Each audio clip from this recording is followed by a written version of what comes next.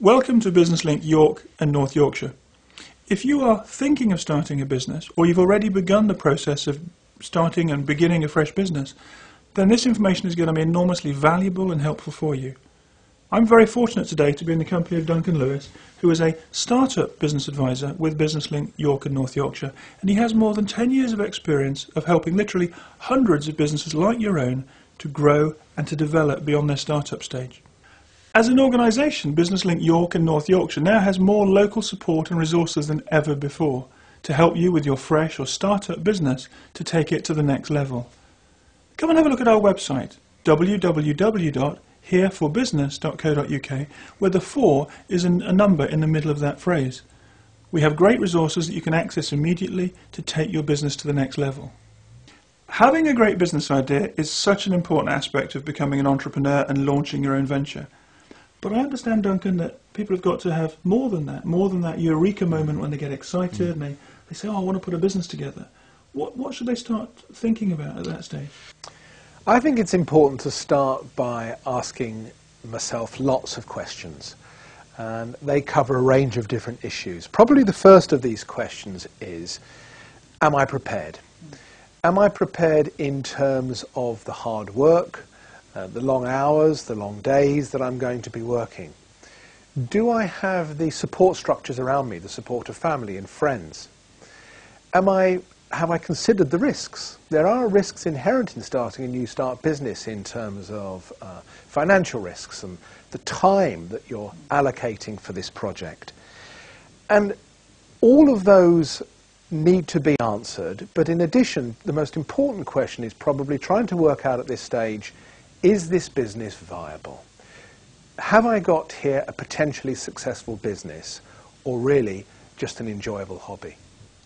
And now that they've scrutinised their business idea and they know they want to go ahead and they've weighed up all the sort of pros and cons, and they've looked at the risks, what's the next step? The next stage would be to evaluate the idea itself, to really do some market research, and market research in itself, incidentally, is an ongoing activity. You don't just start it before a business starts. It continues once the business is up and running. And by asking lots more questions by doing that market research. What sort of questions do you think they should be asking, Duncan? Well, one of the questions that I might ask is there a gap in the market? Now, it's not essential to answer that question because you could have many other competitors.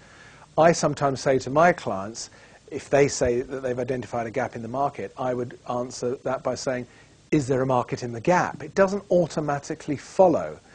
But the research should try to answer such questions as looking at your potential customers. Who are they?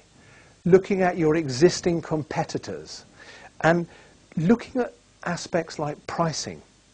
All those are very, very important at this early stage to try and get the answers to. How can somebody access further support and guidance on getting started from Business Link York and North Yorkshire? Yeah, we can give a huge amount of information, and there's an enormous number of resources available. And just one of them is looking at the workshops and seminars that we offer. There is, in fact, a more in-depth Getting Ready for Business workshop, which you can access, for example, by calling the Information Centre on 01904 686 000. Once somebody's done their research and they're convinced that the idea is going to be viable and it's going to work for them, is it time now to get the show on the road? And if it is, where on earth do they start the process? I think they have to choose a business name, and a business name really is a priority.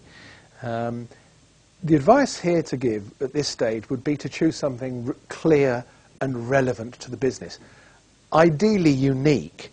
And of course, if they're going to have a website, which is increasingly popular now, the domain name has to be unique. But again, it's doing all the necessary research in some of the obvious places to look at who has what name and what name is available. And I understand there's a different sort of trading status that a business can adopt. Perhaps you can explain that to me in a little bit more detail. Yes, before you commence trading, you have to adopt what's called a trading status. Now, there are many different types of trading status. I think it's fair to say that probably 4 of the most common types would be sole trader, partnership, limited company, and limited liability partnership. And each one of those has their own sort of pros and cons. You need to look into that and decide which one is most appropriate for your business.